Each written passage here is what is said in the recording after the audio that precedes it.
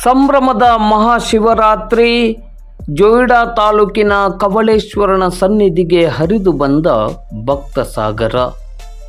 ಹಿಂದೂ ಧರ್ಮ ಬಾಂಧವರ ಪವಿತ್ರ ದಿನವಾದ ಮಹಾಶಿವರಾತ್ರಿಯನ್ನು ಸಂಭ್ರಮ ಸಡಗರದಿಂದ ಇಂದು ಬುಧವಾರ ಆಚರಿಸಲಾಯಿತು.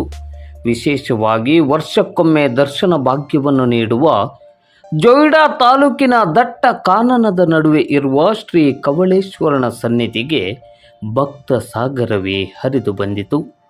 ದಾಂಡೇಲಿ, ಹಳಿಯಾಳ, ಜೊಯಿಡಾ ತಾಲೂಕು ಮಾತ್ರವಲ್ಲದೆ ಜಿಲ್ಲೆ ಹಾಗೂ ಹೊರ ಜಿಲ್ಲೆ ಮತ್ತು ಹೊರ ರಾಜ್ಯಗಳ ಭಕ್ತ ಜನರ ಪವಿತ್ರ ಯಾತ್ರಾ ಸ್ಥಳವಾದ ಕವಳೇಶ್ವರನ ಸನ್ನಿಧಿಗೆ ಹೆಚ್ಚಿನ ಸಂಖ್ಯೆಯಲ್ಲಿ ಭಕ್ತ ಸಮೂಹ ಆಗಮಿಸಿತ್ತು. ಎಲ್ಲಿ ನೋಡಿದರೂ ಜನವೇ ಜನ. ಅತ್ತ ಇತ್ತ ಎಲ್ಲಿ ನೋಡಿದರೂ ಶಿವನಾಮವನ್ನು ಜಪಿಸಿ ಕವಳೇಶ್ವರನ ದರ್ಶನವನ್ನು ಪಡೆದು ಪುಣ್ಯ ಕೃತಾರ್ಥರಾದ ಸದ್ಭಾವನೆ ಭಕ್ತ ಮಹಾಶಯರದ್ದಾಗಿತ್ತು. ಶ್ರೀ ಕವಳೇಶ್ವರನ ದರ್ಶನಕ್ಕಾಗಿ ಮುಂಜಾನೆ 4 ಗಂಟೆಯಿಂದಲೇ ಸರತಿ ಸಾಲು ಭರ್ತಿಯಾಗಿರುವುದು ವಿಶೇಷವಾಗಿತ್ತು. ದಾಂಡೇಲಿ ಬಸ್ ನಿಲ್ದಾಣದಿಂದ 26 ಕಿಲೋಮೀಟರ್ವರೆಗೆ ವಾಹನಗಳಲ್ಲಿ ಪ್ರಯಾಣಿಸಿ ನಂತರ ಅಲ್ಲಿಂದ ಕನಿಷ್ಠವೆಂದರೂ 3 ಕಿಲೋಮೀಟರ್ನಷ್ಟು ಪಾದಯಾತ್ರೆಯ ಮೂಲಕ ಬೆಟ್ಟ ಗುಡ್ಡಗಳನ್ನು ಹತ್ತಿಳಿದು ಕಡಿದಾದ ಕಣಿವೆಯಲ್ಲಿ ಸಾಗಿ 500ಕ್ಕೂ ಅಧಿಕ ಮೆಟ್ಟಿಲುಗಳನ್ನು ಹತ್ತಿಳಿದು ಶ್ರೀ ಕವಳೇಶ್ವರನ ದರ್ಶನವನ್ನು ಪಡೆದು ಪೂಜೆ ಸಲ್ಲಿಸಿ ಬಂದ ಭಕ್ತ ಸಮೂಹದಲ್ಲಿ ಪುನೀತ ಭಾವನೆ ವ್ಯಕ್ತವಾಗಿತ್ತು. ವರ್ಷಕ್ಕೊಮ್ಮೆ ದರ್ಶನ ಭಾಗ್ಯ ಒದಗಿಸುವ ಕವಳೇಶ್ವರನ ದರ್ಶನ ಪಡೆಯಲು ಹರಸಾಹಸ ಮಾಡಬೇಕಾದರೂ ಅದೊಂದು ಅಪೂರ್ವ ಮತ್ತು ಚೈತನ್ಯದಾಯಕ ಗಳಿಗೆ ಎಂದರೆ ತಪ್ಪಾಗಲಾರದು.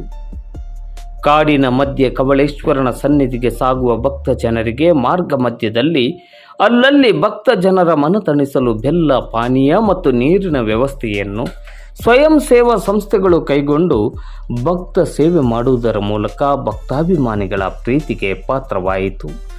ದಾಂಡೇಲಿಯಿಂದ ಕವಳೇಶ್ವರನ ಸನ್ನಿಧಿಗೆ ಹೋಗಲು ದಾಂಡೇಲಿ ಸಾರಿಗೆ ಘಟಕದ ಸಂಸ್ಥೆಯವರು ಬಸ್ಸುಗಳ ವ್ಯವಸ್ಥೆಯನ್ನು ಕೈಗೊಂಡು ಶ್ರೀ ಕವಳೇಶ್ವರನ ದಿವ್ಯ ದರ್ಶನವನ್ನು ಪಡೆಯಲು ಸಹಕರಿಸಿದರು. ಇತ್ತ ವನ್ಯಜೀವಿ ಇಲಾಖೆಯವರು ಕೂಡ ಕವಳೇಶ್ವರನ ಸನ್ನಿಧಿಗೆ ಭಕ್ತರಿಗೆ ತೆರಳಲು ಸಹಕಾರವನ್ನು ನೀಡಿದರು.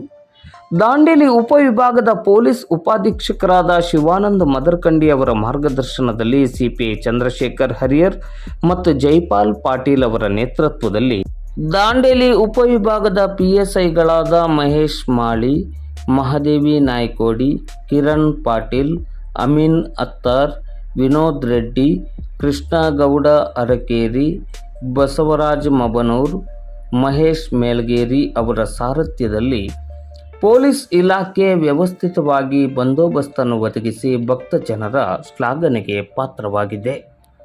ಇಂದು ಬುಧವಾರ ಮಧ್ಯಾಹ್ನ 1:30 ಗಂಟೆಯ ನಂತರವೂ ಶ್ರೀ ಕವಳೇಶ್ವರನ ಸನ್ನಿಧಿಗೆ ಭಕ್ತ ಜನರ ಆಗಮನ ಮುಂದುವರೆದಿತ್ತು.